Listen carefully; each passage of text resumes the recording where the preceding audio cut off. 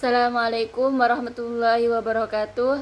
Perkenalkan, nama saya Musyarofa dengan NIM akhir 220.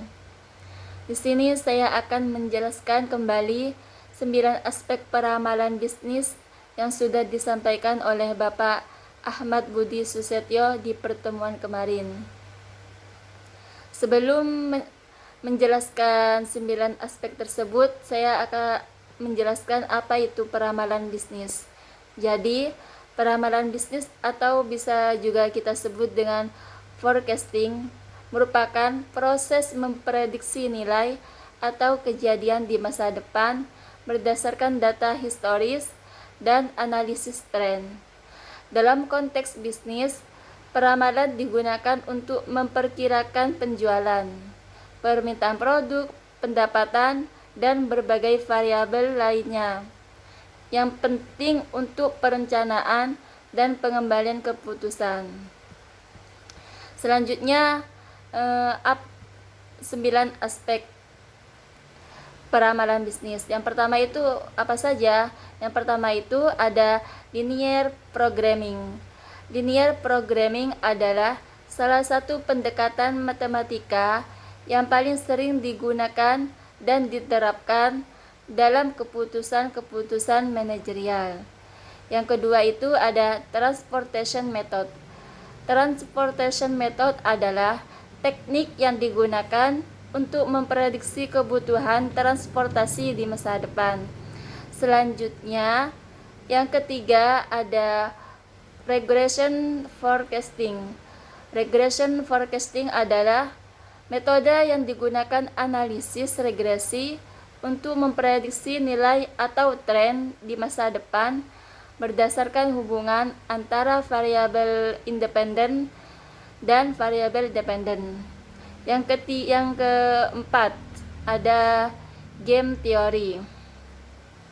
Game theory adalah studi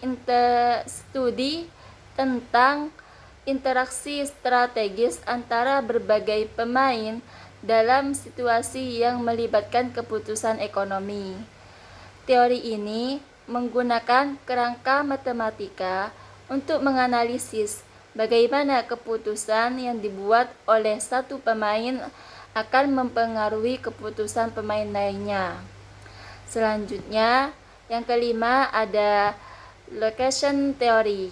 Location theory adalah studi tentang bagaimana memilih lokasi yang optimal untuk bisnis atau fasilitas berdasarkan berbagai faktor ekonomi, geografis, dan sosial. Selanjutnya yang keenam ada Hohenheim method.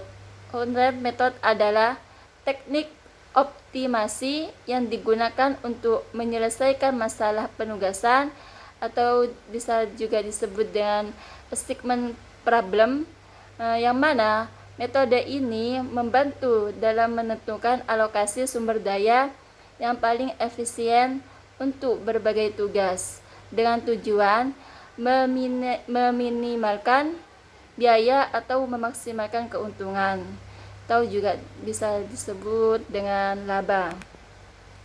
Yang ketujuh ada Queen theory. Queen theory ada atau juga bisa disebut dengan teori antrian dalam peramalan bisnis. Maksudnya itu studi tentang antrian atau garis tunggu yang terjadi ketika permintaan untuk layanan melebihi kapasitas layanan yang tersedia. Teori ini digunakan untuk menganalisis berbagai aspek dari sistem antrian, seperti waktu tunggu, panjang antrian, dan efisiensi layanan. Yang selanjutnya yang kedelapan ada network analysis forecasting. Network analysis forecasting adalah metode yang digunakan untuk memprediksi dan menganalisis hubungan serta interaksi antara berbagai elemen dalam jaringan bisnis. Nah, metode ini sering digunakan untuk memahami bagaimana perubahan dalam satu bagian dari jaringan dapat mempengaruhi bagian lainnya. Yang terakhir ada analisis Yang terakhir ada apa ini? Exponential exponential analysis. Exponential analisis dalam peramalan bisnis itu biasanya merujuk pada metode exponential smoothing atau penghalusan eksponensial. Nah, yang ini itu adalah teknik peramalan yang menggunakan data historis untuk memprediksi nilai masa depan dengan memberikan bobot yang lebih besar pada data terbaru dan bobot yang lebih kecil pada data yang lebih lama. Nah, sekian penjelasan dari saya. Kurang lebihnya, apabila ada kata yang kurang berkenan, mohon maaf yang sebesar-besarnya. Wassalamualaikum warahmatullahi wabarakatuh. Waalaikumsalam.